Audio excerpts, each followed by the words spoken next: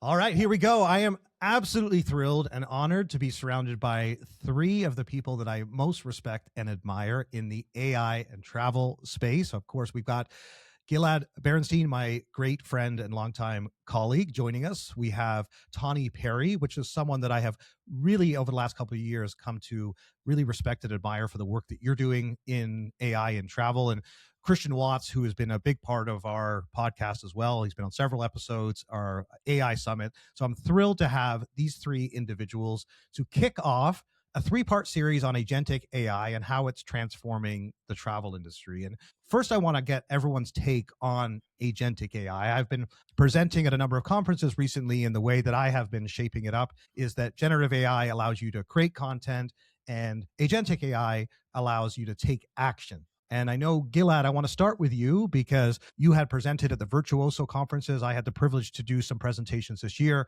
I know you're a big part of their community. You're on the board. You go to a lot of their events. You have highlighted how Gen AI was a tool to accomplish your goals. And obviously, things have evolved a lot since then with agentic AI. And so how would you today in 2026, how would you define agentic AI, and how are you explaining it to your investors, companies you work with, and on stage? Yeah, absolutely. And thanks for having us. I mean, keeping this at a really high level, I think of the era we're entering right now as the agentic era of AI. I'm sure everyone in the audience knows this. Agentic is just a fancy word for agents. So the agentic era is just an era where we have many, many, many AI agents deployed across the world for us to use in our personal lives, in our business, in our trip planning, etc. And the thing that I think most about in the agentic era of AI is I think a lot about swarms. And swarms are effectively constellations, groups of AI agents, each on their own, kind of dumb, but together able to accomplish truly incredible things together. So the agentic era is about an era where we deploy these agents to help us do all sorts of things. And I think your summary was perfect, going from an AI that can communicate to an AI that can act. That's great. Thank you, Gilad. And I know you share a lot on this topic on LinkedIn with your podcast as well, of course. We share producers. Most of our audience does know that. And so I want to round out the conversation because Gilad and I have had a number of conversations on this topic. And I know a lot of people have benefited from those discussions, but Tahnee and Christian being a part of this, and obviously there's certain things that you'll disagree on. And Christian, obviously, I always value your sometimes obtuse insights as well. And so, but before we get to you, I want to bring Tahnee in because Tahnee is someone that I have actually referred her to a number of my advisory clients, and I have heard such amazing things back from them that were like, we love working with Tahnee. She's taught us how to use Claude Cowork, and I can't believe what I'm now capable of doing because you've given people hands-on training. And that's something that I really wanted to make sure that we go from theory to practice in this conversation. So tell us, Tahnee, what is your view of agentic AI? Kind of level set with everybody how this is different than the AI tools we've seen over the last couple of years. I think of agentic AI as the AI having the ability to take autonomous actions. It can do things automatically without you having to sit there and press a button. And the way it works in practice is if you've used ChatGPT or Claude and you're using the chat function, you put in a request, you tell it what to do, it does that, it spits out the output, and then you keep going. And it's this back and forth. Agentic AI is you build a system. So as an example, I'm coaching a lot of people and teaching a lot of teams how to use Claude Cowork at the moment because it is a very popular platform and it is amazingly powerful. But what you do is you build a system where you create all of the knowledge documentation, you connect it to all of your platforms, and then you design the system instructions to tell it what to do. And you can even schedule it. So it will go off and it will perform all of those things without you having to pay attention. Now, there's pros and cons to that because if you don't design the system really intentionally, it can go off and do some unintentional things that you might not want it to do. So you have to be, I think, planning. When you're working with agentic AI, you have to do a lot more planning and system thinking than you do when you work with Gen AI. That's great. Thank you, Tahnee. And to bring Christian into the conversation too, he continuously shares from all the conferences. I love hearing Christian speak, both on stage, but also when he does his short little videos in a park in New York or from a conference stall that belongs to someone else that didn't show up on day 3, wherever you suddenly appear at an event. And my wife actually knows your voice because I'll be in the kitchen, I'll be listening to you, and it's come up a number of times. She's like, is that Christian again? I'm like, and I'm just giggling and smiling. And she knows by my reaction and she knows your voice. You've never met, but I really enjoy your insights. And certainly one thing you were saying, and this is where I'd set the stage for your contribution here, is that you made a great point. Everyone's been talking about they've been doing AI for years, but really, guys, it started with Gen AI, which we know 2017 this was developed, 2022 is when this came out. We're having this conversation in 2026. Really, we're talking about what's happened so significantly in the last few years. So Christian, tell us from your vantage point as an operator, as a founder and entrepreneur, how do you look at and talk about and describe agentic AI? Yeah, I think we've all lost track of what agentic AI is, right? It's just all blended in. It is part of Gen AI. It's not different. It's just an extension of Gen AI. It's an extension of what ChatGPT kind of started. And in the same sort of line, everything's agentic now, right? So when you talk to your standard ChatGPT, it goes off and does stuff. You could argue if it goes and does a search, that's agentic.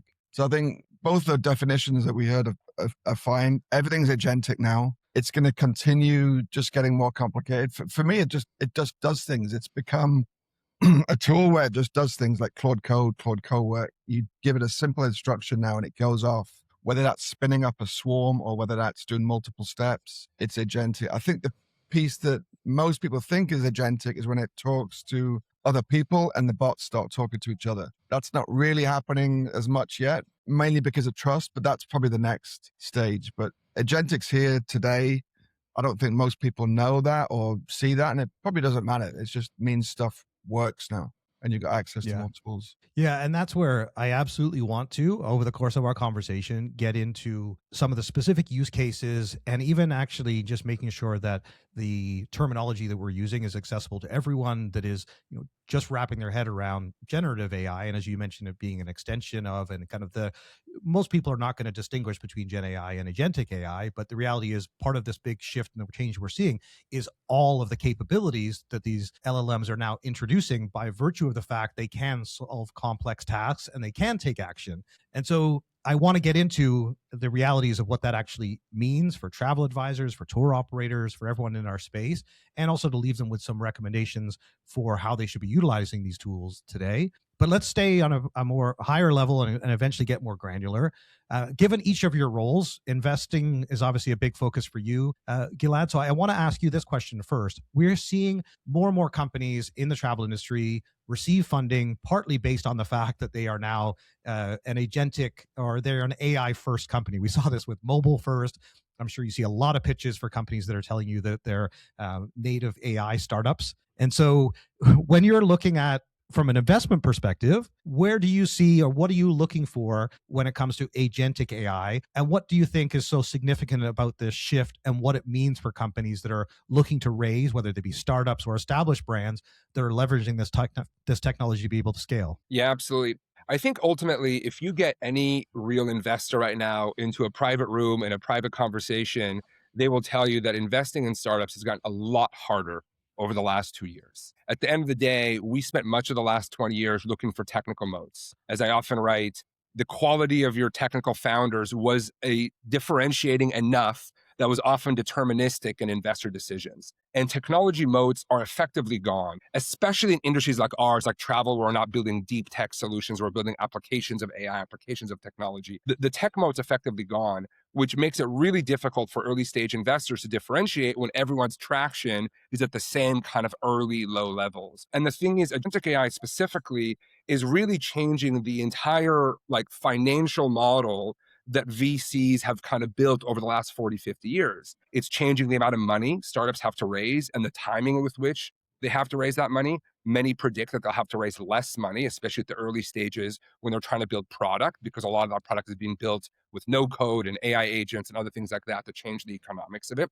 The size and the type of people you hire on your team changes. And of course, with the changing size of the team, you also change the economics for the VC, how much money goes in at which stage, how much equity they get to take out at that stage. And then the time scale changes, how long it takes to prototype and to build something. And I want to stress that from a VC perspective, the time scale is not necessarily a good thing. The fact that things can be built and prototyped faster for you is great, but also means that for your competition, the time to value, the time to build, the time to compete is great. And I'll go even further and say that there's an entire huge ecosystem of SaaS, software as a service companies out there. I personally am incredibly bearish on SaaS companies. This is probably more extreme than reality, but I sometimes say I never invest in another SaaS company again. But the point I always make is if Tahnee goes and builds this awesome AI SaaS accounting thing for hotels, Christian and I are going to say, that's pretty good. Let's go build our own competitor. And we can do it 6 months later for less time and less cost, which means our cost basis is lower, which means we can go offer the product for cheaper to clients. We can go undercut Tahnee's product. But then the problem is, as soon as Christian and I find success, Dan's going to come after us with his own hotel accounting program. But basically, I think investing in AI startups has become very difficult. And I also want to share some sympathy for the founders. What good looks like is changing rapidly. For founders who started this journey 1 or 2 years ago, talking to VCs of what needs to be true for me to get a seed, for me to get an A, for me to get a B, unfortunately, the advice they got 1 or 2 years ago is probably no longer relevant. And you find a lot of founders who are quite frustrated that they think what they have is good, but what investors are looking for looks a little bit different. Yeah. Well, it's really interesting you mentioned that, and I wanted just to underscore that for our listeners. When they're trying to wrap their head around agentic AI and looking at their stock portfolios, we certainly saw at the start of 2026 some real corrections for SaaS companies by virtue of the fact the models that Claude was introducing in particular, and the ramifications it meant for law firms and SaaS companies. And I know there's certainly people that believe that AI will eat all software, and then you hear other people that are actually, these are incredibly undervalued stocks now because they've taken a harder hit than they probably deserve, and some of these business models will be resilient. I mean, at the end of the day, as we talked about earlier, certain moats are going away, things like technical moats. The moats that are staying are things like customer lock-in and trust and proprietary data. Now, the thing is, for these SaaS companies that are being undervalued, they have some of the only moats that matter. So while today you might look at some of these companies and say their AI is not as good as these upstarts AI, the fact that they have all the clients already, the fact that they have the data stream already may actually allow them to kind of leapfrog these technologists. And just like startups can build technology quickly, so can the big guys. Sure. And speaking of building, this is where, Tahnee was part of our panel at the Arrival conference in Washington last year, and she won. And this is a good segue to her weighing in on this, because the whole idea was, and Christian, you were there, you remember this, 2 different teams had to build a solution for a tourism provider, and they each did presentations, and Tahnee's team was head and shoulders above the other competition, and what they built within a couple of hours then showcased back to the audience, and with the audience were the ones that decided, and I got to be there to moderate. And so I saw Tahnee in real time working with the team and building something out that would have before taken companies 6 months to a year to build out a marketing plan and to be able to figure out their personas and then be able to build a commercial with a character. So Tahnee, my question to you is, now in this world of agentic, when you're working with clients, what are some of the most valuable use cases that you're seeing? Oh my gosh. And are you building some of these things that Gilad is telling us can be done over a weekend to replace existing businesses? Some of them, and I don't think you can build them over a weekend, but you can build them. But it's really interesting that your point on the competition at Arrival. One of the things that I noticed about that was we did have some very similar suggestions and builds and recommendations because we were working with the AI models. And I think what people don't realize is they're getting all these outputs from these large language models, and they're also telling everyone else the same thing. And I think a lot of the reason why we won was maybe the presentation, the way we presented our solution. And one of the things that I talk to people about a lot is the human element you add in to these solutions is about judgment and taste and your own experience. And that's what people will connect to. So Gilad is talking about this idea, like, how do you differentiate in the market? And I think that's a really big element. So on the use cases, I mean, a lot of my clients are in the marketing space, but I do work with a few that are travel focused. For me, it's all about what I talk to people about is, what's your biggest pain point today? Where's all that friction? And that's the first thing you should target for building out an AI system. And it's really boring stuff. It's like doing research, understanding your ideal customer profile, answering emails. The biggest thing that comes up a lot, especially for travel-focused companies, is they get tons of questions that don't really require a human to be online or on the phone for. So build a voice agent to answer them, or build a chatbot on your website so people can go there and self-service. And I have this argument a lot, especially in corporate travel. I work in corporate travel a bit. They're like, the human service is like it's so important. It's so integral. And I think, yes, to a certain degree, but that low level, when people are just trying to find information, build an agent for that, because I can guarantee you the traveler doesn't care if they're talking to a human or not. They just want an answer. So find a solution for that. That's great. Thank you, Tahnee. And Christian, I'm going to bring you into this now, and then we'll let the conversation flow freely on all the other topics we want to discuss. But the reason I wanted to go in that order is because you have a very successful software company, a SaaS business model. You obviously, you're based in San Francisco. You have been in the travel industry for 20 plus years. I'll be generous because it's actually a bit longer than that. But you also, by running a company like Magpie, travel tech. And so, and then you're at all the conferences, you're speaking at all the conferences. So in your view, as a founder and an entrepreneur, what is your view about the opportunities presented by agentic AI for travel tech? I think I'll come back to what Gilad said, because it's a valid cause of investment issues right now, but there's never been more opportunities, right? The stuff you can spin up, and you say you can't do it in a weekend. You can build a lot in a weekend, I think, today. But the stuff you can spin up in no time at all, it's incredible. But it doesn't mean you're going to get distribution, and it doesn't mean, especially when you get into the big companies. I'm in a few WhatsApp groups and we discuss some of this geeky stuff. And one of the people we know sent through a site this week and asked us for feedback. And I went on there. It was a trip planner. It was really good. I mean, it was, if you'd done this 4 years ago, it would be everything you could ever imagine. And he did it in a couple of days. And everyone on the group's like, yeah, that's kind of cool. And then we move on. And just because you can build something amazing doesn't mean you're going to be able to get distribution with it. So like Gilad said, it's no longer the software. Anyone can build anything in a weekend or a couple of weeks. We've redone all of Magpie in the last few weeks. It's incredible. We're not going to look at the code ever again. We'll be right back. In the world of travel, you bring the wow. Those extraordinary, scroll-stopping experiences that travelers never forget. And Bokun, they bring the how. As a TripAdvisor company and the #1 booking system across major OTAs, Bokun is the complete booking and channel management solution for extraordinary experiences. From an intuitive website builder to synced availability, Bokun handles the code so you can focus on the guest. Plus, scale your business through Bokun's marketplace, over 2,600 OTAs and resellers. Are you ready to grow without the growing pains? Visit Bokun.io today to start your free 14-day trial.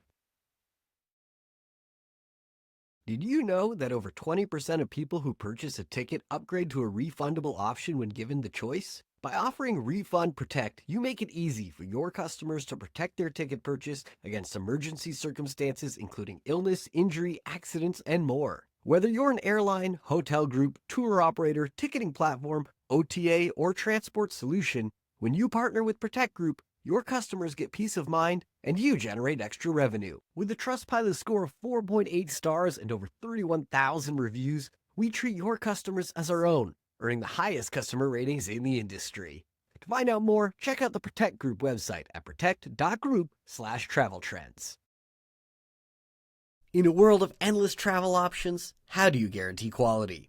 The answer is curation, and it's the core of Civitatis, the leading marketplace for global tours and activities. Instead of just more options, their promise is more quality. Their experts handpick the best from over 90,000 activities in 4,000 destinations worldwide, ensuring every tour meets the highest standards of quality, availability, and price. They focus this winning strategy on capturing the world's fastest growing customer market, travelers from Latin America. By connecting these travelers to their global portfolio of experiences in native Spanish or Portuguese, Civitatis creates the powerful customer loyalty your business can count on. Their model is a proven formula for generating massive demand and driving industry-leading conversion. For the travel trade, the message is clear. Partnering with Civitatis is your strategy for capturing the massive outbound Latin American market and turning their growth into your revenue.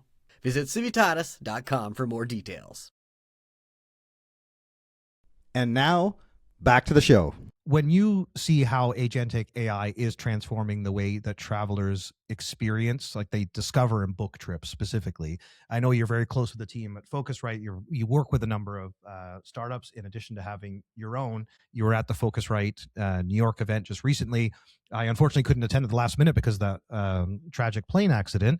So my flight was moved from Monday to Wednesday, and the conference was on Tuesday, so that didn't work. But I managed to actually watch all of the recordings. And for me, I love going to conferences, mainly to learn. Secondly, for networking, because that's always been my joy of going to conferences is that I've always been trying to figure out what I can learn and I can apply in real world business situations. And I saw Michael Coletta do a fantastic opening session about how, the usage of AI for trip planning has gone from like 30 to 40 to like 56% in like the last 3 quarters. But he was also highlighting that Google is still performing well because people are still using search engines as well. And so we haven't seen a drop off yet in the OTAs, which is a world that you know really well. So I just wanted to get a sense, as we're having this conversation in kind of the middle of 2026 about Agentic's AI's impact on travel, where do you think it's having the impact today on the user journey in terms of discovery and booking travel? I mean, it is having a massive impact on the user, on the discovery side, but I don't know if it shows for a lot of people, mainly because Google a year ago said they were going all in on AI mode. It was last April, actually, they said that, and they haven't, right? It's still a tab there. They've not forced us down that path. It seems that we've all, as humans, accepted that the current version of Google is fine. It's got the summary at the top and then the results down below. That might be the end state. Maybe we'll never go to AI mode. Humans are very slow to adapt to new, and if it works, it works. And I think Google in the current state does work. But still, the more people that try direct chatbots, ChatGPT or everything else, they don't go back. They're doing more voice, they're doing more chat. It's really sticky. So maybe I think the end position is the same. We will end up on chatbots or similar, but it's taken the humans a long time to move. Even on that point, I want to jump in here Tahnee. because I talk to a lot of people who track their AI traffic, if you will, and even Mike's research showed this. The traffic and the usage is doubling, like every week, every month. It's growing exponentially. Now it is on a small base. So when you look at the universe of traffic, of usage, Google still has the lion's share. But I can't imagine there has to be a future where ChatGPT is the front runner at the moment. They're growing so fast. It's like, aren't we getting to the point soon where it flips and ChatGPT and other chatbots are the place people go to get their answers and to start booking travel? Well, so just on that, Tahnee, I'm going to ask you a follow-up on that. And then Gilad, please jump in on this, because what I wanted to get a sense from your vantage point, you obviously were at the conference as well. You're working with quite a few clients that are trying to implement Agentic AI. Where do you see it having the biggest impact right now? And then Gilad, I want to bring you in on where you think it's actually going to cause the most disruption longer term. But what are you seeing right here, right now, Tahnee, with your clients and the implementation of this technology? Do you mean for search? Because there's a whole cottage industry, might be even bigger than that now, of trying to become a top source inside an AI chatbot. So AI visibility, they had a couple of sessions. SEO, AEO, GEO. There's all these acronyms now, but basically the thing is, you need your brand to show up inside these chatbots. And some of the traditional methods still apply, but there's all these different things you have to start thinking about. Like, how does an LLM find your information? Why are they going to source you in an answer, in a query? And then how are they going to position you? And I don't know that there's nothing set in stone. This is such a new approach, and Gilad might have some thoughts on this. But I do think people have to start paying attention, and travel companies in particular, travel suppliers, because we know travelers are going to ChatGPT and asking, like, where should I go? What should I do when I'm there? What hotels are good? What place is next to this thing I would like to visit? And you need to have a plan for that, because if you don't, you won't show up. And yeah, you might still be getting some of the clicks from those blue links at Google, but that's not going to last forever. Yeah, absolutely. I must certainly echo that most of the hospitality brands that I spend time with are all seeing the number of qualified leads from Google go down each month. As Tahnee said, it's a small base, so the decrease is discrete, but it will continue to go. Now, the only thing I want to add to the conversation we had about the planning process, I thought all the points are really good, is that we just need to really break it down into more detail. The way people are dreaming and discovering at the very top of the planning process is different from the way they get verification answers near the bottom, and it's different from where they book. So today, I actually think that agentic AI has had relatively little impact on the way we book travel, even though it has had great impact on kind of the very top of the funnel, kind of how we dream, and then in those confirmatory steps. So does this hotel have a pool? Are there adjoining rooms? Like, those kinds of things are really perfect for AI. And one of the things that we heard Expedia admit at Focusrite last year is that they tested full AI funnels, and then they tested traditional funnels with specific AI use cases within, and those outperform. So the idea, and I always make the analogy of, if I've already selected your hotel, you probably should not have a restaurant selection experience available to me, because some of the time I want to decide that the best restaurants are around someone else's hotel. So the whole point is, when someone's already ready to make a booking, we actually want to get a lot of this AI stuff out of the way, and we want to give them a place to make the booking and maybe reintroduce it later on. Now, to the second piece of your question, in terms of like where I think there'll be great impact. So first and foremost, I actually think that, like, from a macro perspective, the funnel will have less changes than we think. Like, the players will change, right? The people who have the power will change. But I think at the end of the day, the funnel is really about consumer decision making. So I think the rough outline of the funnel will likely look the same, even though I completely agree that ChatGPT and Perplexity will replace people like TripAdvisor and others at the top of the funnel. But I think the human behavior is likely to stay the same. The two places that I'm most excited about agentic AI making impact, one is back of house. At the end of the day, in our industry, we have taken a lot of employees who want to be hospitality professionals, and we make them clerks. We put them with keyboards and with checklists, and we take away the hospitality. And it's a completely different job. And I think at the back of the house, we have a win-win experience, where we can create experiences that are better for our guests, but actually much better for the staff who works in our industry, to make it a more appealing place to work. And the second thing is all around product creation, right? I like to say that we've been selling dynamic packages for 20 years that in reality are not very dynamic. And I think there's a lot we can do with AI, and specifically with agentic AI, to really begin to create experiences that are highly personalized and connect more elements in the city. I always use the dropship example of getting Uber to drop off food from a restaurant that's not in the main touristy area, and get them to engage if it's the right thing for the customer. I think it's really about back of house and about product creation. Yeah, it's really interesting. I certainly agree with you about the, operational efficiency, is CRM systems, and making sure that you can utilize this technology to power the back office. Now, a lot of travel advisors are concerned about this technology, and understandably so to a certain extent. But I just wanted to turn a presentation that you and I each gave into a question here for Tahnee and Christian, because you had talked about, to the Virtuoso community, about generative AI being a tool to accomplish your goals. And it was a great presentation. And I know the number of people that loved your keynote, and it made them feel much more comfortable with AI and put them at ease. As I was talking to them about agentic AI, I was pointing out examples, and I was using the example of chatbots. And there was this graph that David and the team from Virtuoso had shared, where 29% of the preferred partners at Virtuoso were using chatbots or virtual assistants. And my concern was, actually, this is great technology for hospitality, to your point about, and certainly for hotels. Companies like GuestOS is a good example. And I mentioned them because I've used them as a demo on stage, because we used their platform for our AI summit. And when you look at hotels or you look at airlines, it's a great use of that technology, but you do not want to train your high net worth travel clients to use a chatbot instead of speaking to a human. And so the crowd definitely enjoyed that part, because it was just like, this is where your human value, the human touch, everything you know about what's so special about Virtuoso stays relevant now more so than ever. And so when I think, but here's the question I wanted to relate to Tahnee and Christian. You hear about chatbots, and what we're talking about today is really more co-pilot, and how you can leverage agentic AI to accomplish tasks and goals on your behalf. So putting the chatbot aside for a moment, given that it would have use cases in some industries more so than others within travel, when we're thinking about how you can harness the power of agentic AI and what it can be used to accomplish, that's what I'm really curious to get both of your perspectives on. From really, like, so Tahnee, it's like, what defines a true agent, and what capabilities should companies be thinking about how they can leverage this technology? And Christian, I'm so keen to get your point on that as well. It's like, what does an AI powered travel agent look like in practice today? But Tahnee, maybe let's start with you. Oh man, I was going to pass that one to Christian. I'm going to take I'm taking Christian's question, because I actually work with travel advisors more. And when you asked what makes an AI powered travel advisor, it's someone who applies AI to the back office. Like Gilad was saying, he's really interested in applications for that.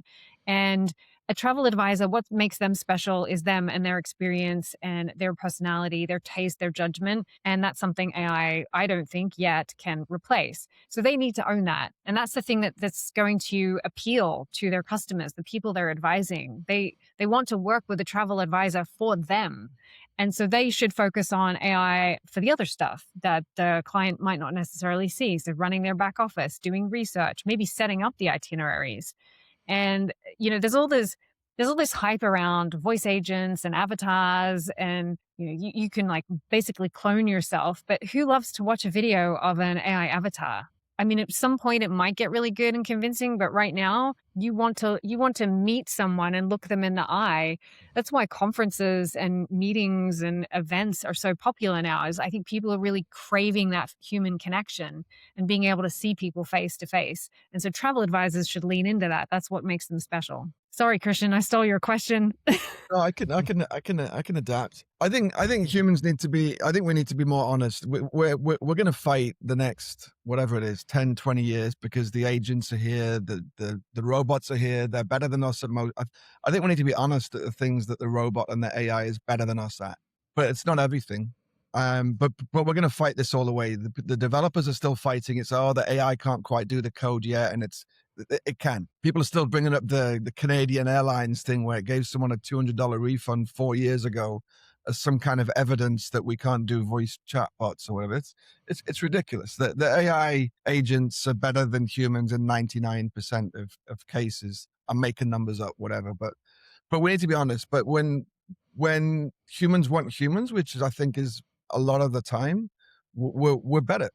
Just because we want to talk to humans, we want to see humans. We just got to be honest at what we're better at and when we should hand off to the chatbot. So use the tools where they can make us more efficient, where it saves time, where the client's fine with it, and then use ourselves for the times where we can add value, speaking to a client, making them feel reassured that everything's going to be okay and we'll make the changes for them. But I think we need to stop fighting and pretending that we're better at things that we're just clearly not. Can I tell a story here, Dan? Go, please. So I just moved, and so I updated my house and car insurance policy, and it's not travel, but I think this would apply just as much for travel insurance, if you will. And I'm using a platform not to be named. In the beginning, the user experience was amazing, and I was talking to their AI agent, and I think it's like 99% agent driven. And you go through this chat experience where you give all your information, it works on the policy, it delivers it, and then it kind of walks you through how you're all set up, and they have a lovely app, and it's like, wow, this was so amazing. And I compare that to working with something like State Farm, where you have to find a local agent, and they might call you back in 3 days and maybe not call you back, and then you've got to talk to them for an hour on the phone, and it's just a hassle, right? The initial experience was awesome. And then I had an issue where they wanted to send me this device I had to put in the car, and it doesn't fit in my car. And so now I'm stuck in this loop with this agent who keeps telling me to do things that don't exist. And I'm so frustrated. I'm ready to quit. And I'm like, to me, this is an example of the agents are amazing until they're not. And as a travel company, if you're building these things, you need to think about what that journey looks like for the end user to make sure that when the agent starts to fail, there's a seamless handoff. Because what's happening is those hallucinations that we know Gen AI it does a lot. It's coming up in this experience, and now it's starting to damage their brand because it's not good anymore. So I do think, like to Christian's point, the agent can take over a lot, but it's not everything. And that was a great example of a fail. Yeah, if I could just add 2 quick thoughts. First, I loved what Christian said a minute ago about knowing what we're good at and what the AI is good at. There's only one thing I want to add to that, which my view is that AI is coming for everything, except for those things that we choose to keep in the human domain. And I think that's a really important question for all of us to be asking as an industry, but really as humans, as society. What are those things that we want to keep in the human realm, even if AI can do them as well or better than us, that we really want to keep in that realm? And this, I think, is a perfect connection to what you talked about with travel advisors. When people ask me, do I think the profession of a travel advisor is safe? To me, that is an easy, obvious yes. That profession will be around forever. And the thing is, it's because the thing that a travel advisor provides, a good one, is human connection, it's good taste, and it's vibes and experiences that you want to have with another human in the experience. Now, the analogy I always use, though, is that while the travel advisory profession is safe, individual travel advisors are not.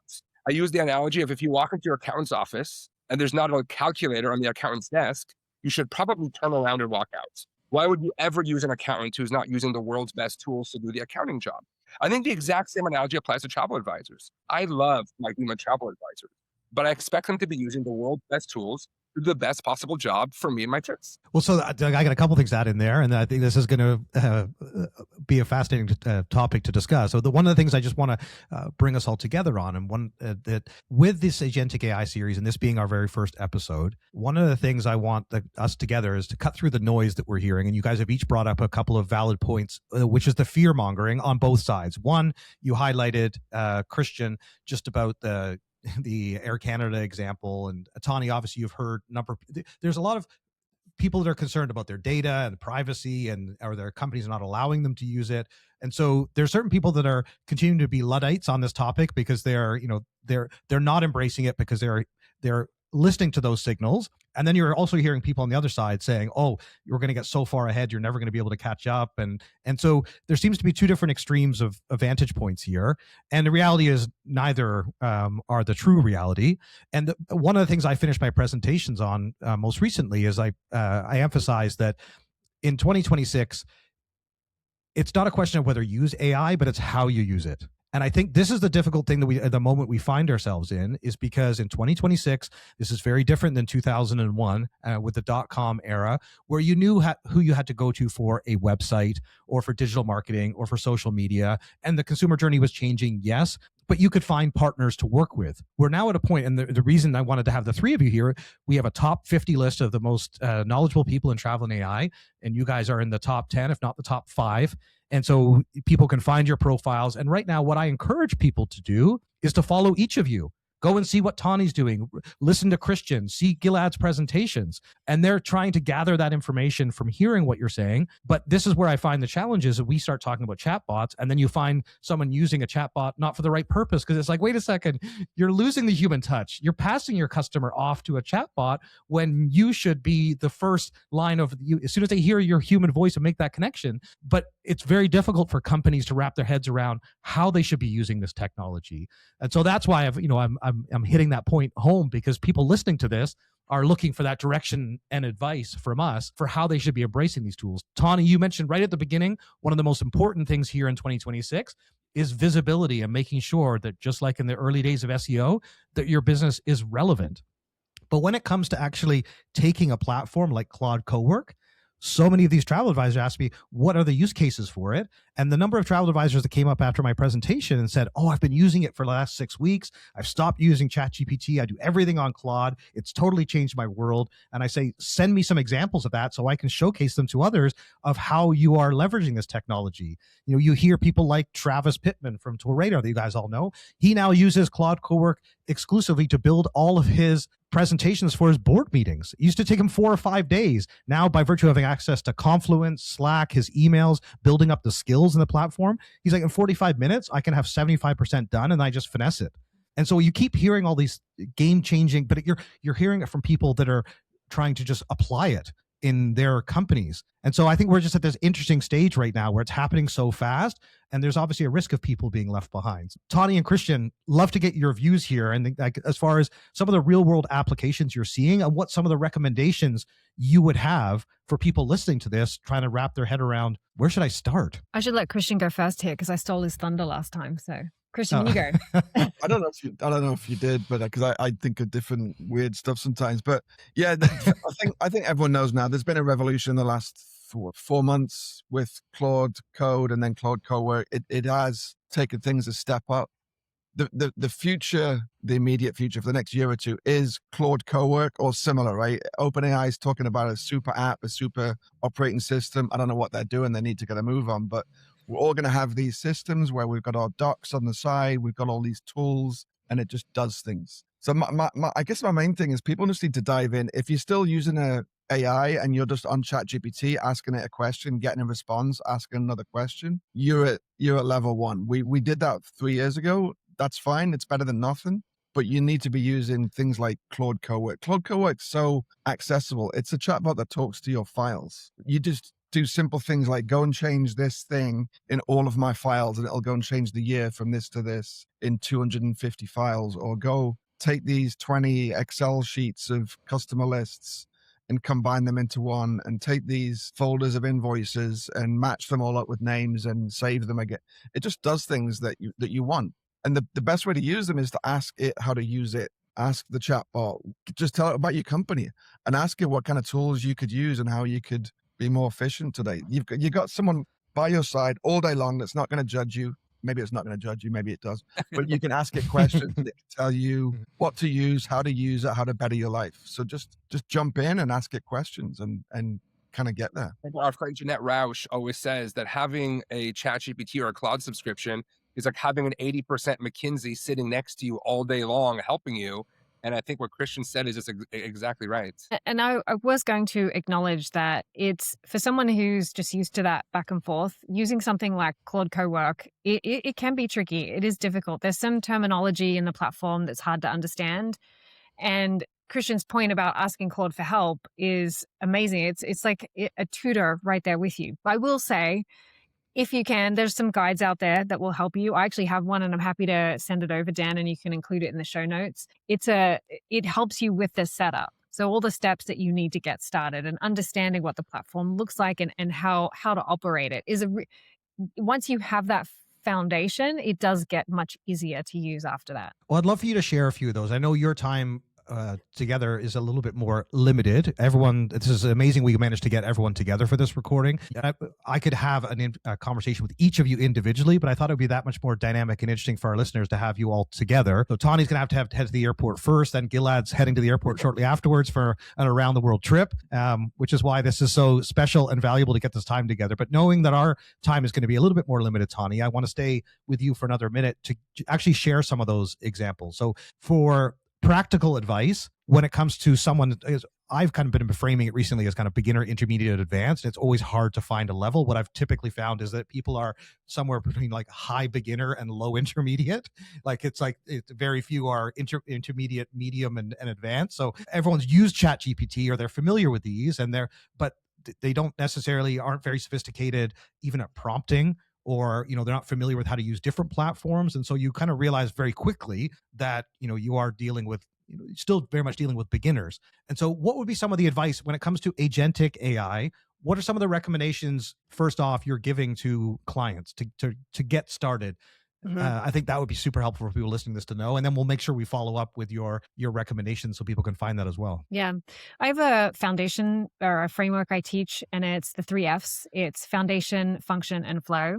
And the reason I teach it in those 3 steps is you need to have the foundation. And that's it's simply being organized. You as a person need to have all of your folders and files in an easy, simple layout so the AI agent can access them and find them, and it knows what it's looking at. The function piece is making sure that you have the platform set up. Is it connected to all the other platforms that you use? To give you an example of how I use this is I have my Claude Cowork run a daily briefing for me that comes to my Slack every morning. And to make that valuable for me, it needs access to my email, my calendar, my Notion database with all of my to-dos. It also needs to be connected to Slack. And I give it a really detailed prompt, and then it goes off and it looks at all the things that are happening to me on that day and then delivers me this briefing in Slack every morning. Now, you could do the same thing for your travel. There's all this information that exists in your ecosystem. And if you give the agent Claude Cowork access to this, and this is what I call flow, is when it just goes off and it does these things for you. But you can't have that flow piece unless you do the 2 prior steps, setting everything up and making sure everything's connected. And just as a follow-on to that, because I think that's going to be valuable, especially for individuals that are looking for how they can use it, the example of Travis or many of these travel advisors.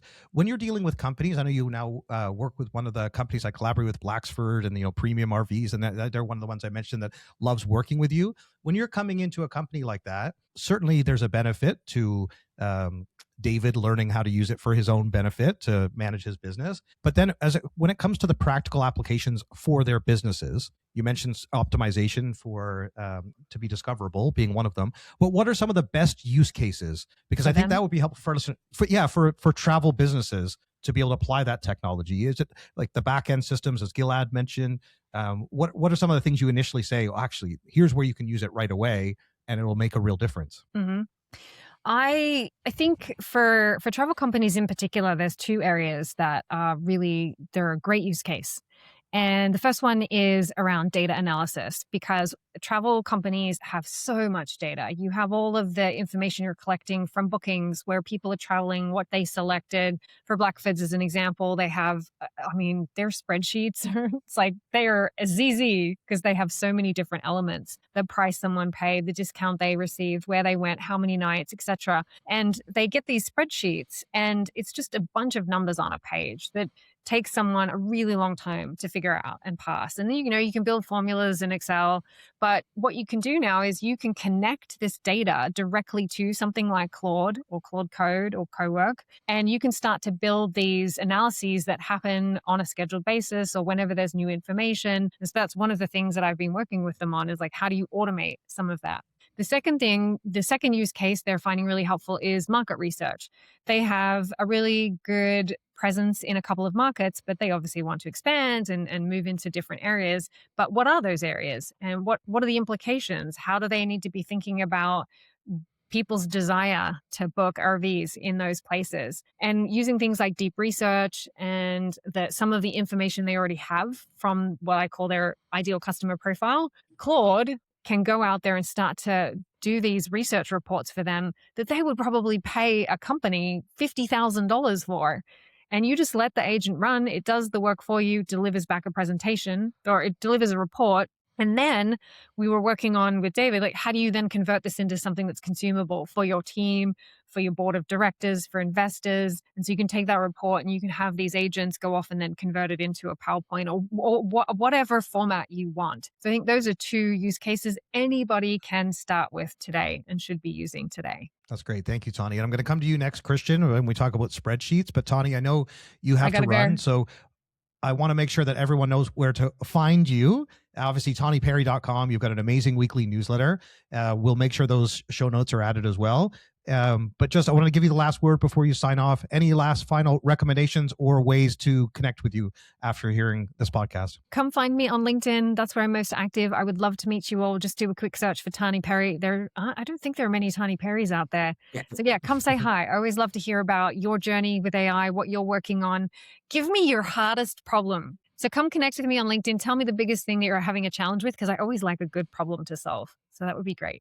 Thank you. It's been wonderful. Great conversation. Thanks so much for joining us, Tahnee. Safe travels. We'll speak soon. Bye. We'll be right back. Propellic is the leading full-service travel marketing agency built for how people discover travel today. We help travel brands grow through SEO, paid media, analytics, and AI-driven visibility across search and generative AI platforms like ChatGPT. Recently named to the Inc. 5,000 list of fastest-growing companies, Propellic works with leading tour operators, hospitality brands, and destinations worldwide. If your brand cares about demand capture, performance, and winning in the next era of search, Propellic is your partner. Learn more at Propellic.com. Looking for travel that's purposeful and hassle-free? Intrepid Travel, the world's largest adventure travel company, offers over 900 locally led tours across more than 100 countries on every continent. Every journey is designed to connect travelers deeply with people and places, while they take care of the logistics so your clients can focus on the experience, not the details. With small groups and off-the-beaten-path adventures, Intrepid delivers meaningful, immersive, and responsible travel. Explore the world with purpose and ease at intrepidtravel.com. Travel has changed, but many multi-day tour operators are still stuck with spreadsheets and disconnected systems. Today's travelers expect more choice, more flexibility, more unforgettable moments, without the friction. That's where Captio comes in. Built on Salesforce, Captio is a modern platform designed specifically for multi-day tour operators. From tailor-made trips to group tours, from rail to river to cruise, we bring your itineraries, bookings, payments, and operations together in one seamless system. With automation, real-time inventory, and supplier integrations, we make complex travel simple, so you can focus on what you do best. Serve travelers, not spreadsheets. Visit Captio.com to learn more. And now, back to the show. Christian, let's talk spreadsheets, man. That's your Yeah. business to some extent. Content management. So yeah, tell us what you're seeing. And Gilad, this is where, and please jump in as well. Some of the use cases you guys are seeing that I think we can point people towards. And you also don't suffer fools gladly. You call it nonsense when you see it, and that's what I appreciate about you. Yeah, speaking Give us of the real deal. Speaking of LinkedIn, all the AI slop nonsense on LinkedIn winds me up. All these long posts of it's not this, it's that, and I'm like, stop. But no, my word of the year last year was data compression. My word of the year this year, for here on out, is context. I kind of like those words because they sound really boring, but they're really relevant now. So context is what Tahnee's talking about. Having all your data. People don't know what data means. They don't know what having your data in one place. But when I talk about it, context is having your company information, what you do, what people's job roles are, how your company works. Having that in one place enables you to build all of this stuff. We just re-released Magpie 36 hours ago. And it's all written on AI. And for me, the best thing about it is it documents. Everyone knows engineers are supposed to document their work. I don't think any actually do. And the idea of that is for the next engineer can come back and read it, which they're never going to do. But now the AI can, and when it builds the code, it documents it.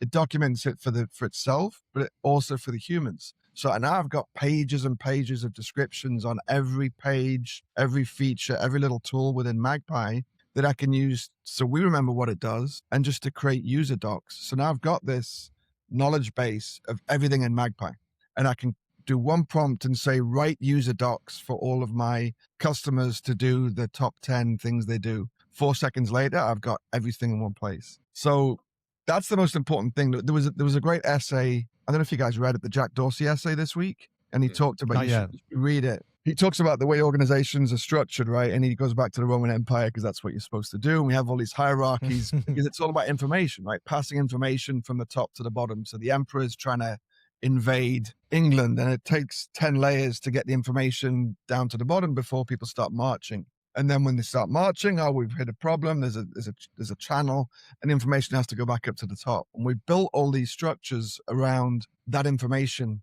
transfer. And now that information transfer is gone. Everyone has access to all the information at all the time if we allow them. So company structures can completely change today. If you're actually AI first, which nobody is, you could revisit how you organize your company. And now is a great time to do that. If you're not too big to move now, and I'd start with reading this essay, and just makes you think about how you don't need to have the same structure you've always had. You can actually do very different things now because the information is no longer contained by layers of people passing it on to the next person. That's awesome. I mean, the first thing I'll just underline is what Christian said is one great use for AI is to do things you didn't have time to do before. We see this all the time in the travel industry. To use another example from travel agencies, the best travel agencies send recipes and songs before you go to a country. They send narratives and other kind of content to really help you remember and prolong the experience after.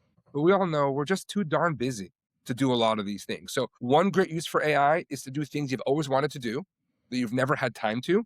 And it's also psychologically an easy place to start because you don't feel like you're replacing your own job or things you're doing, because by definition, these are things that you never had time to actually do. The other similar context that I help people think about where to adopt AI is I encourage people to create a 2x2, kind of a little consulting chart where you plot at the top things you love, at the bottom things you don't love, on the right things you're good at, on the left things you're bad at. And you actually begin to plot the key elements of your job. And what you notice is there's some things in each of the quadrant. And I always tell people the things in the top right, the things you both love and are good at, leave it alone. The things on the bottom left, the things you both dislike and you're not great at, that is the perfect place to start deploying AI. You have the dual motivation. You don't like it, so you want AI to automate it for you, and you're not great at it. So you have a reason to believe that AI can lead to better results. So that's specifically how I think about it. And then just lastly, a couple things for the travel businesses specifically. Christian used the word context. I completely agree. I really think the brands need to focus on deeper engagement with your guests. Page counts probably never mattered as much as we thought they did. They certainly don't matter at all anymore. So it's not about how many pages or how many minutes. It's about the depth of the engagement. It's about the context you can collect from that engagement. And similar, the other side of that same coin is really advising business to focus on share of wallets, not just a number of transactions, but how big of a share of wallet can you grab? And can you use AI and AI agents to begin to create these dynamic offerings that give you a better share of wallet for you and a better, more personalized experience for the guest, which is the win-win outcome I think AI is here to help us achieve. That's great. Thanks, Gilad. One of the things that as we look at the opportunities that are very real and meaningful, and that's where I wanted to get a sense from both of you, and also make sure we're leaving our listeners with practical, actionable advice, and they can actually, and we'll do some more blog posts on this. But one of the things I want to make sure we do cover together is some of the risks that are real and valid. And so to the point about pointing to examples of where it can hallucinate or where it can where it's not perfect is an easy way to cop out of doing anything. Because when this is another major moment of change management in most organizations. And so I use TUI as the example because they were one of the most impressive presentations at last year's ITB on how they had embraced AI within their organization. Because you hear many companies talk about the fact that they won't allow their employees to use these platforms because they're worried about their proprietary data or personally identifiable information or risks that could be associated legal and otherwise, especially for larger companies. But what they need to do, and what some of the most successful companies have done, is build their own LLMs for their own organization and they brand them and all their team members use them. And so one of the things that's always stood out to me, and I learned this from them, but I find a champion, get everyone involved, and then also find the right partners to work with. That's sort of my recommendations. But people are still bring up the risks involved. And what I want to ask you both is what's real in terms of risk that you do need to manage and be aware of?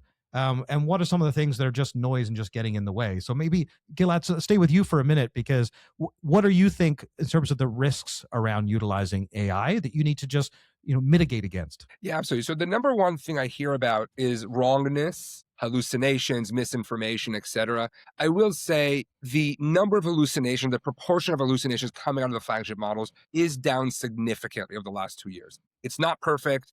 I'm a huge believer in human in the loop. I'm not saying that it's ready for prime time on its own, but I do think that some people have these ideas in their mind that might be 1 or 2 years old, and the models really have gotten better. And this is also where there's different kinds of AI, different kinds of AI tools that really force the model to stick much more closely to the core content, so things like notebook LMs. So I hear a lot about wrongness. I think it's something we should still be aware of, we should still pay attention to, especially in premium and luxury part of the market.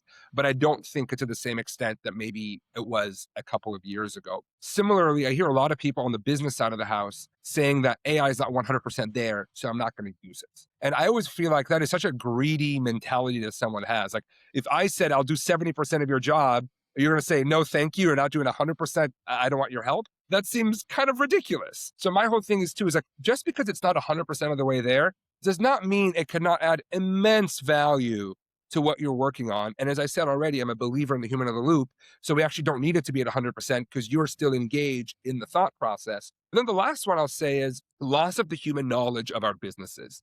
At the end of the day, there's a lot of knowledge in our businesses that is not critical. Little things about the way information flows or about specific product works, etc.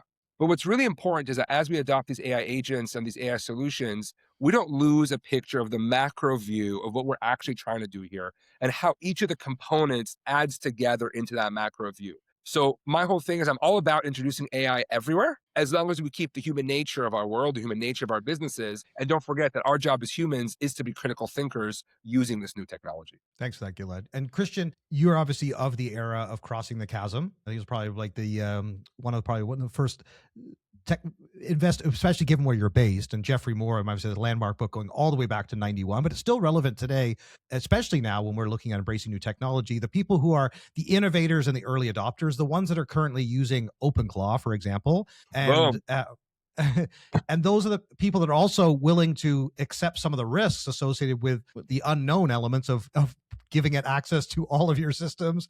And sometimes things can go haywire, and other people say, no, I'm not quite ready for that. So those are the innovators. Those are the people that are early adopters. But Christian, I'm keen to get your take on the risks and the challenges that those people are willing to just push forward with. But how do we make sure that we do cross the chasm and bring the majority of travelers on this journey and people in the travel industry that actually to address the risks that are real? So that late majority, the early majority, where the businesses really shift and change more quickly now with AI than I think when we saw with the .com revolution. It's going to move much more. But what are some of those risks that are real that we should be worried about? but still move forward? Yeah, there are real risks. There's bigger societal risks, which we haven't got time to get into. I love Gilad's second point because I sell software, right? And when you have a new solution, a lot of people's first thing is, oh, great, this is going to solve everything, every problem I've ever had. And when you tell them it's only 90%, they're like, oh, that doesn't really work then. There's no single tool that solves everything. ChatGPT, just as a chatbot, is going to help you. It's not going to do it. And then people, they find a hallucination, or they talk about the Canadian Airlines thing, or the one person that got lost in Tasmania one time, and out of billions of searches, and they do hallucinate. So if you're sending information out to clients, you do need to verify it. You should double check everything. If you're just going to send them a list of waterfalls that are critical to their trip, make sure those things exist. So it is still something you have to verify, but humans make mistakes as well, and you'd verify human communications if it's important. Second part, I think people get hung up on, it's going to steal my data, and OpenAI is $1 trillion company today. They don't care about your list of, first of all, they're never going to train on things like emails or names or anything like that. They don't care about your lists of clients and your list of very special itinerary information that you've been building over time. They don't. They know pretty much everything in the world. They have the world's data. Having said that, there are risks, and if you're especially a big company and there's some liability there, ask your lawyers if you must, but ask ChatGPT what not to do and what not to upload. I think you misspoke when you said you're going to build an LLM. No one's building an LLM, right? That's a job for the $1 trillion company. But yeah, a fine-tuned version of an LLM, which is like a GPT or something that you've kind of got your information off on the side. That's what every company should have. So you're not uploading all your information every time. But there are risks, but yeah, it gets overblown. People get overexcited about this thing wanting to steal my data or leaking email information. It's never going to, I shouldn't say never, it's not likely to do that. Yeah, and if I can add a thought here, this is something that I've worked a lot at as a board member in many companies and as an advisor to some boards. And I think it's really important for leaders to think about net new risk, not overall AI risk. So Christian used a perfect example. Humans make mistakes too, not just AI. So if you think about a company that has hundreds of humans on the call as agents, as salespeople, as whatever, and then you think about introducing an AI, well, leadership says, what if the AI says the wrong thing? Well, my response is, what if your hundreds of employees working from home say the wrong thing? So I think it's really important for businesses not to think about AI risk, to think about net new risk that you're introducing into the system when you adopt AI. Sometimes you're adding risk, and you should be aware of that. Sometimes you're actually reducing the net level of risk by introducing AI, even though the AI, of course, has some of its own risks it's introducing into it as well. That's I think really the biggest risk is our fault. This thing generates so much content so quickly, right? We all know that. If you have a session where you're asking questions for half an hour, you could end up with 50 pages of stuff. And there's a tendency to think, oh, that was 99% good, so let me send that out. And a lot of it's just us not verifying it, stuff that we know we should verify, because it creates so much content so quickly. You turn a chat bot on and all of a sudden it's having thousands of conversations. So you just let it go and you forget that it was only 99% accurate in the first place, but you got lazy and you didn't fix that last 1%. I want to make sure that for our listeners, when they're trying to prioritize the next 12 months in their business and how they should be embracing AI, agentic AI specifically, I'm keen to get each of your take on this. Obviously, we've talked about some of their use cases. We've talked about some of the opportunities that you see. And I'm asking you specifically to speak to leaders now, because as we know, change happens from the top and from the bottom. And we have people that we're encouraging inside their organizations. I spoke to someone just recently who works for a large insurance company. I won't call out the specific company, but most people would know who they are. And highlighted just how frustrated they are that the entire marketing team doesn't use AI. And so there's organizations that are struggling to figure out how they should be utilizing it. And when you speak to owners or you speak to executives, most of them are keen to figure out how they break through. And a lot of them are now, it's the expectation to keep their CEO role or to keep their executive position. They need to be figuring out how their business can become more efficient, generate more revenue. They're all trying to upskill themselves on AI. So for each of you, given your senior experience in the industry and your a deep knowledge in AI and of AI and where we are, what do you think leaders should be prioritizing? Christian, why don't we start with you? What do you think industry leaders in travel should be prioritizing as it relates to AI in the next year? Yeah, I'm gonna go back and count the amount of times you've called us like senior or like something that refers I'll to edit those out. Yeah. I'll edit those out with AI. No problem. Yeah. Thanks. Yeah. I think as leaders, I think you need to be in touch with what's possible. You need to know what's possible, because I think there's a huge gap between what people think because they've heard about what's possible and what's happening today. I think of code because I think code's the biggest gap. I know most people are not writing code, but that's just an example of millions of engineers sitting out there still writing code today where it's completely unnecessary. They shouldn't be doing that. But it's going to be the same with co-work next. So I think leaders need to understand what's possible. They need to be on the cutting edge. And then yeah, if you've got a big team, this stuff's really disruptive. I asked Tahnee this a couple of weeks ago because she's speaking to, say, a marketing director or VP of marketing. I said, how many of those people are actually just trying to get the tools because they want to be the last person standing? And that's scary, but that's real. There's teams of 20 marketing people looking at this thing thinking, we only need one person in a couple of years. That needs to be me because I've got a mortgage and I've got a this. And we all have bills and mortgages and rent and all that stuff. So, but I think as a leader, you need to be honest. Because you need to be able to see the future. None of us can see the future. We can't see 3 months ahead, but you've got to see as far as you can. You need to adopt the tools. For tools, I don't care if people use Gemini, ChatGPT, whatever, but the concept of Claude co-work, the concept of having this set of files over here that you're talking to, you need to learn that. Because Claude's winning now, whether OpenAI's next thing is the best thing since sliced bread, it doesn't matter. Gemini will have the same. That concept of working is going to be here for the future. I'm convinced of that for at least a few years. So get your employees on a system like a Claude co-work where you're working with the files and with others, and that becomes your sort of background system of running the company. Yeah, absolutely. That's great advice. I would just add two things from a slightly different perspective, really thinking of my role as a CEO, coach, and as a board member. So first is leaders need to create cultures of innovation within your company. At the end of the day, the people are the hard part. People don't like to change the way they work. They don't want to take unnecessary risk. Most people are not the entrepreneur crazy people.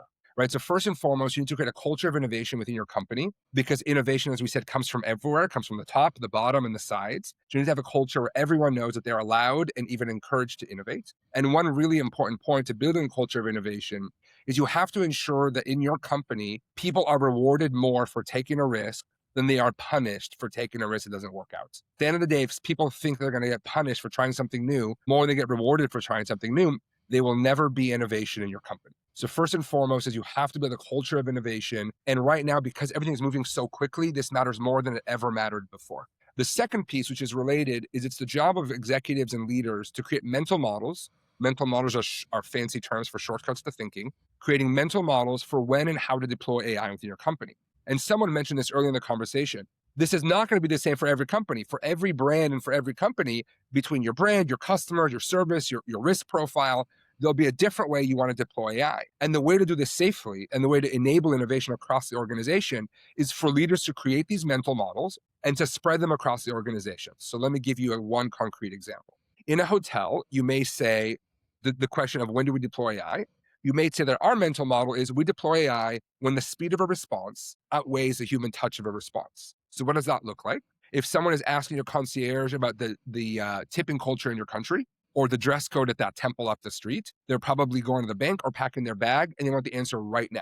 If someone's asking your concierge, where do I propose to my girlfriend? Or where do I do the family photo shoot? They're probably very happy to have the concierge wake up tomorrow morning and give a really thoughtful, human touch, human creative answer. So for one brand, they could say, our mental model is when the speed of a response outweighs human touch, we deploy AI. Like I said, for each company, this will be different, but it's your job as leaders and as founders to create these mental models, to spread them across the organization, and by doing so, to enable everyone in your team to innovate with AI. That's awesome, Gilad. I really appreciate your perspective there. I think, Christian, you want to add something to that? You're smiling. No, I was just laughing. Because I used to employ lots of concierges, and I'm just picturing the concierge when someone says, where shall I propose to my girlfriend? And, just do it over there. The last thing you want is, just do it around the corner. You want someone to think and stop and pay attention. It's a good point. And tell you a human story that makes you feel a certain way. I used to use the analogy, we had these local experts at UTrip. This is before creators and influencers are really a thing. And we had this James Beard Award-winning chef named Tom Douglas here in Seattle. And I always used to say, Tom Douglas can give you a recommendation of where to have a salmon dinner tonight that's going to mean more to you than the best AI reading all the reviews and all the research in the world, because Tom's a human. and he's communicating to you on this human level. So absolutely, I think at the end of the day, there are just these things that we want the human not just to give us the right answer, but to make us feel a certain. Yeah, that's great. I've so enjoyed this. I want to leave everyone with one big takeaway from each of you, and that is what excites you most about Agentic AI in 2026. And as we look forward, what do you think is the biggest opportunity or the most exciting development that you're going to be paying close attention to, being either investing in or involved in? And Christian, I'd love to start with you and then finish off with you, Gilad. But yeah, Christian, what excites you most, since you are always talking about this and you're such a senior leader within the industry? So but tell us what excites you most about where we are with AI. For me today, it's what you can build. I love building stuff, and now I'm directly building. I'm in Claude Code all day, building tools and building processes, and it's what you can build. I think it's a chance to learn. So my sort of last advice was, I think, push yourself. Now's a chance. Everyone can push themselves one level higher than they were comfortable about. I said earlier, you've got this tool now to ask questions. I don't code. I spend half my day taking screenshots and saying, I don't know how to configure this thing. Just tell me where the button is. Tell me which tab to go to, and it does it all day. So I could push myself to another level of something I wouldn't have been comfortable with 6 months ago. And everyone can do that because you've got now a teacher to help you get there. So I think push yourself deeper than you would have done before. New software's intimidating and scary, and people get lost and you do get stuck, but you've got someone to help you now. So I think pushing yourself one more level deeper. The stuff you could do now it's incredible the last few months. And I don't think most people have jumped in yet. Yeah, absolutely. I completely agree with that. The two small things I would say is, one, I'm really excited for the next era of personalization. I was someone who's been talking about personalization for nearly 20 years in our industry now. And I think the things we did in the 20 teens were really cool, and I'm very proud of those things. But we are just in a whole new world right now.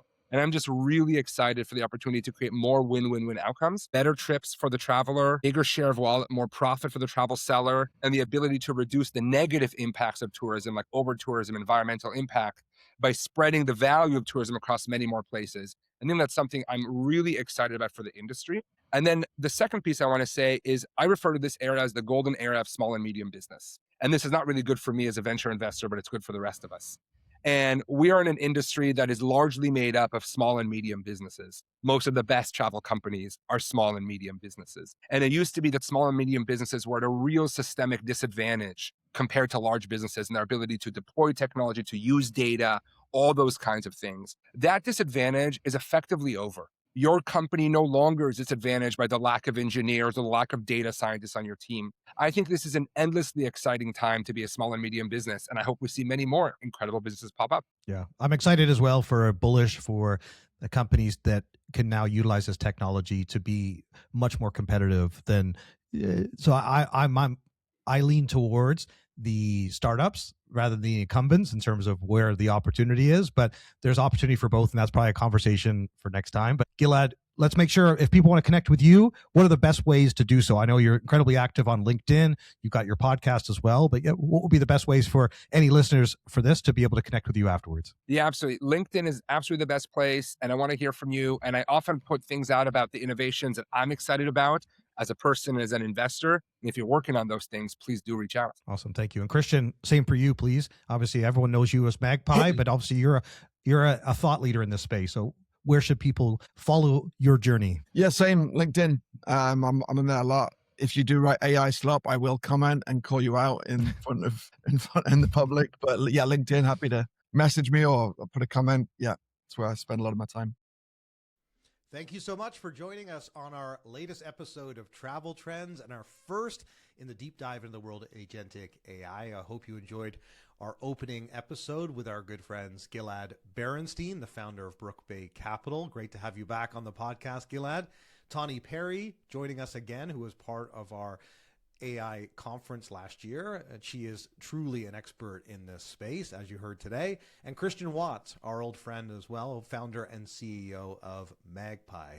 Now, next week, we're going to continue the conversation with Michelle from Mindtrip. looking forward to bringing her back to the podcast. And then we're also going to have Brianna McNeil from Travel AI. You're very familiar, most of our listeners, with Travel AI, so great to have them back as well. And then we're going to be joined by Benjamin Manzi, who is the Chief Customer Officer at Maya. And Maya, of course, is the sponsor of this series, so I was keen to have him part of the conversation, but specifically because of what they have built. And just so you have some context, Maya is the AI agent for travel companies, helping brands automate conversations, support internal teams, personalize engagement at scale, and convert more travelers across channels. You can learn more at mayatravel.ai. That's MAYA travel.ai. Thanks again to Maya, Ben, and the team for being a part of our Agentic series and helping bring this to life. And we're going to have a third episode as well. And we have 3 more amazing guests. So I will announce those details next week. But please make sure you are subscribed on the streaming platform of your choice to be notified when new episodes go live. And then don't forget, we do post clips and highlights on our social channels, which you can find on LinkedIn, Instagram, and YouTube at Travel Trends Podcast. And as everyone should know, we do send out a monthly newsletter to recap all of our episodes and tell you what's coming up next, including the events that I will be at over the course of the year. So make sure that you are registered at traveltrendspodcast.com. And finally, and most importantly overall, given this is our Agentic AI series, we have officially announced the dates for our summit, October 28th and 29th, 2026.